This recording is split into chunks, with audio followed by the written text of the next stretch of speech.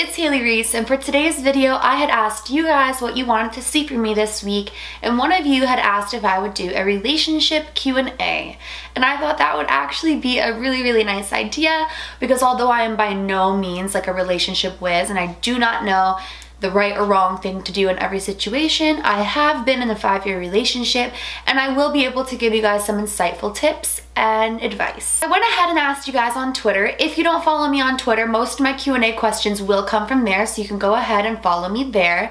But I asked you guys what your relationship questions were, and you guys bombarded me with some really great questions. So in today's video, I'm going to do my best to answer them all. The first question that I've chosen is, you've been in a 5-year relationship. What would you say is the key to making it last? P.S. I love you. P.S. I love you too. This is hard because I think that everyone kind of has their own ideas of like what they look for in a relationship and what will make it last for them. But the main things that I would say make a relationship last is loyalty, honesty, trust, and passion. Obviously love too, but if you're in a relationship, you really should have that component there. I would say from my experience, if you don't have trust in a relationship, you have nothing. Like, there is nothing more important than being able to trust your partner, be that with your mind, with your feelings, with your body, like every aspect of what you are, you should be able to trust this person with. And I think that if you can trust somebody and be open and communicate and be able to be yourself around this person, there's no reason that you shouldn't last for years to come, because those are the main factors, in my opinion and my experience, that really keep a relationship intact. The next question is, how do you know when you're ready to have sex? I feel like I am, but I don't want to make a mistake. This one's really hard for me to answer because I think that you, I don't know. I feel like you'll just know when you're ready. When you don't really have any apprehension, or there's nothing that's like holding you back mentally, is the time when you know that you're ready. If you love this person, if you trust this person, if you feel comfortable with this person, and if you're doing it for the right reasons, I would say you're ready. I think that when you feel pressured into it, that will most certainly be a mistake. I feel like if you're doing it for the wrong reasons, meaning maybe because they want it, or maybe because they are ready, or you feel like it will make them stay, then that would certainly be a mistake. As long as you're comfortable and you're doing it because you want to, then I don't think you'll ever regret it, because, I mean, your first time isn't going to be perfect, but it should be something that felt natural and felt right for you. I think that as long as it's a decision that you're making for yourself, you'll never really regret it. Okay, this next question kind of blew my mind, so I chose to answer it, and it is, what age would you say is too young to lose your virginity? I'm 13 and my friends make fun of me for still being a virgin. Please answer. First of all, sweetheart, you're 13. There's no reason that anybody at 13 years old should be making fun of you for being a virgin. Honestly, it blows my mind that we're in a time where 13-year-olds are having sex and thinking that that is something that needs to be done. That's just like, oh my goodness. I'm not gonna say that any age is right or wrong to have sex. 13, in my opinion, is too young. But I mean, you could be 16 years old and be ready and be with the right person more than someone who's in their 20s and is with the wrong person and isn't ready. So I think like age really doesn't define when you're ready, but I also think that 13 is far too young to really even understand the depths of sex and, you know, the emotions that come with it and the seriousness that it is. I mean, as much as it's something that's fun and it's something that is enjoyable, there's a lot of emotions that come with it, especially as a woman. And I really think that 13 is too young to be able to comprehend like what it is that you're doing. So I would say, I can't tell you an age that's right or wrong, or that is going to be the time that you're going to do it. But 13, you have no reason to feel embarrassed or to even listen to people making fun of you for still being a virgin. I think that there are far more important things that you can be doing at 13. I really, really wish that kids in this day and age, and teenagers and like young adults, would just enjoy being their age, because you have your whole life to do that. You have your whole life to have sex. Why not enjoy being 13? Like, if I could go back and be 13 again, oh man. The last thing I would be doing at 13 is having sex. But honestly, I think that as long as you stay true to yourself, you'll know when you're ready and you'll feel it. And whether that be 16, 17, or whether it be in your 20s, when the time's right, you will know physically, mentally, emotionally, and you'll go with it. The next question is, I think I'm in love with my guy best friend but don't want to ruin things. Should I tell him I like him or hope the feeling passes? You know, I think I'm like a really big believer in telling people how you feel. I think that you should be able to own your feelings and express yourself. And if he really is your best friend, whether he has the same feelings or not, he'll still love you regardless and care for you. And you know what? Maybe something wonderful could come of it, or maybe you guys will just stay friends. But at the end of the day, I think that you should take a risk and at least know, because you don't want to wake up one day and be like, what if I would have told him that I loved him or had feelings for him? What could have came from it? You know, I was best friends with my long-term boyfriend, and I remember being like, how do I tell him that I want something more? But you know what? Great things came from it. So I think that it's really important that you can talk to him and just kind of let him know like where your head's at and what you're thinking and how you're feeling. And I mean, if he's your best friend, he's probably more intuitive than you think, and he probably already has an idea that like things are shifting or you're feeling a different way than you used to. So definitely just talk to him, girl. You got this. Like, he's your best friend. He's gonna love you regardless, whether it be in a romantic way or in a friendship way, and you guys will be good regardless. Okay. I've been seeing this guy and things are definitely intimate. When I ask him what we are, he says he's not ready for a relationship. Should I cut this off or keep going and hoping that things will change? Ooh, this is such a 2017 relationship problem, I feel. People are so quick to want to get intimate with somebody, but they don't want to get intimate with them emotionally. And honestly, I feel like if somebody wants to sleep with you and act like you're together but can't give you that commitment, that might be a red flag. It's hard to say because I don't know the exact situation, but I think that if you have feelings for him and all he wants is physical, it's really detrimental to your self-esteem and your self-perception long term if you let him utilize, you know, the sexual side of things and never really tap into those emotional things. I really think that if you have feelings and that you want something more, you have to protect your heart sometimes and know when it's time to distance. Because I feel like so many women and men think that sex is a gateway to love, but in this day and age, the really sad truth of it is that it's not always a gateway to love, and that, you know, it might end up hurting you long term if you stay with this person sexually and they never want any form of emotional relationship with you. So it's really up to you at the end of the day. It's your body, it's your heart, and it's your choices.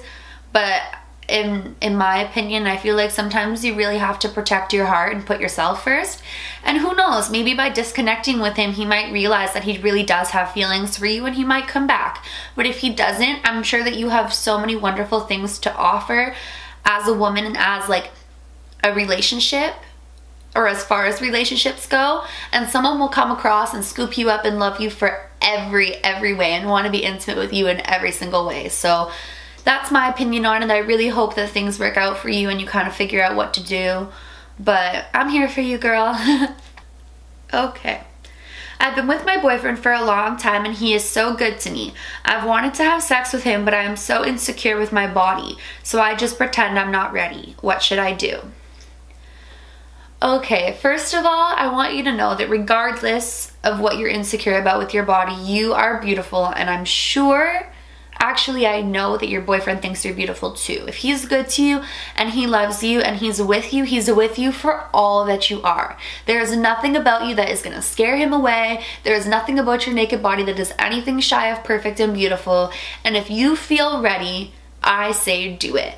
Because honestly, it will really boost your body self-esteem and confidence if the person that you love shows you in that aspect just how beautiful you are. You know, if you bare your naked body to somebody that you love and you trust, and he reciprocates it in a very loving, sexy way, your self-esteem is only going to arise. And I'm not saying that you should gain body self-confidence through another person, because that will never really work out, but it will really help you to realize that everything that you are is everything that he loves, and there is nothing for you to be insecure about. And believe me, if he loves you and you sleep with him, the last thing on his mind is going to be picking apart any sort of imperfections. He's going to be in the moment and he's going to be in love with you, and it's just going to be a very beautiful thing. So honestly, I think that your insecurities should never hold you back. If your heart is telling you to do something, you should go for it, because you know, life's too short and you're far too wonderful to waste any moment being insecure or hating your body.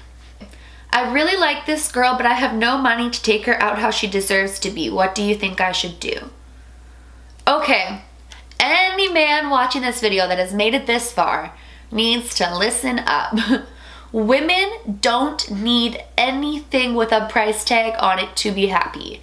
Honestly, most of the time, we prefer things that are done more sentimental than expensive.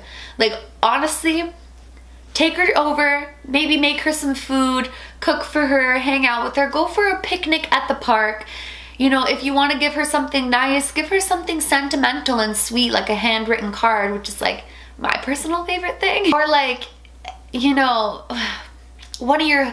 give her your hoodie and go sit outside and watch the sunset. Like, I know it sounds so corny, but we are corny beings. We love when you show us that you care in any way, shape, or form. I would personally so much rather have a sentimental date than to have someone go and spend a bunch of money on me at a dinner and I don't feel like he really put any effort into it. So you know what? Don't ever let money hold you back. If she really cares about you for you, then she will love absolutely anything that you do for her and anything that you give to her, be it expensive or a flippin' rock off the street. Like, honestly, like, if I love someone, they could pick up a rock and be like, I saw this today and it made me think of you and I wanted to give it to you, and I would keep that forever. Like, I'm not even playing with you. Like, that's the way women are. We love the small stuff. We really, really appreciate when somebody shows that they care. And there's no price on that. There never, ever, ever will be. And the last question that I chose is this.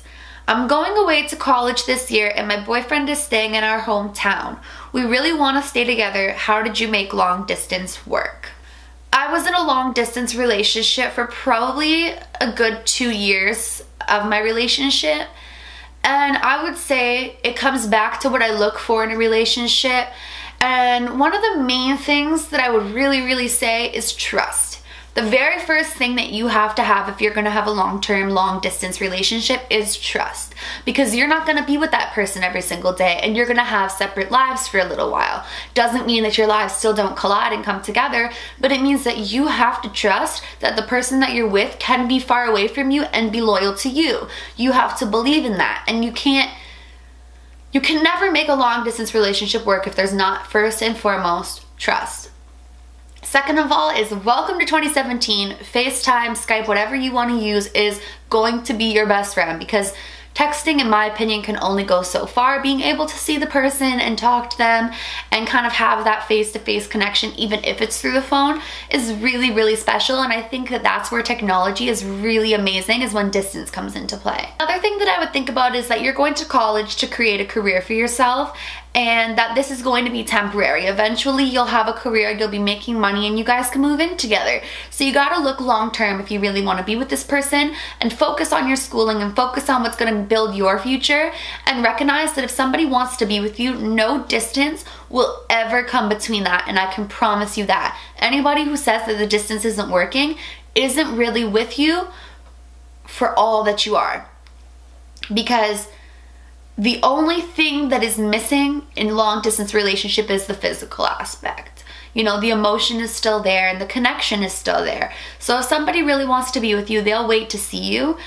Another big thing was making time to travel and saving the money to do so. Like, we would take turns traveling to each other, and that worked awesome for us, and it was really, really nice when we did get to see each other. Distance truly does make the heart grow fonder, and it makes any moment that you're with the person in person, physically, so much better and so much more special and intimate. So you know what? I really, really wish you luck at college. I think that you'll do well, and if you guys are as in love as you say you are, and you both are committed to making it work through the tough times, because let's be honest, distance won't always be easy. You're gonna miss that person a lot. But if you are both committed, there's no reason that you won't stay together. That's for sure.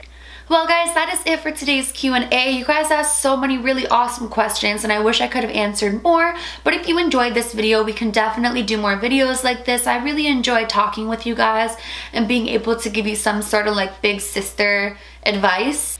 Relationships are not easy, and we're in a time where it's becoming more and more difficult to stay together for long periods of time, but I really believe in love. I am a hopeless romantic. I believe in passion. I believe in soulmates, and I really think that as long as in any situation you follow your heart and your instincts and your true like gut core feeling, you'll always be okay and you'll always get through anything. If you guys liked this video, please go ahead and hit that subscribe button and give this video a big thumbs up.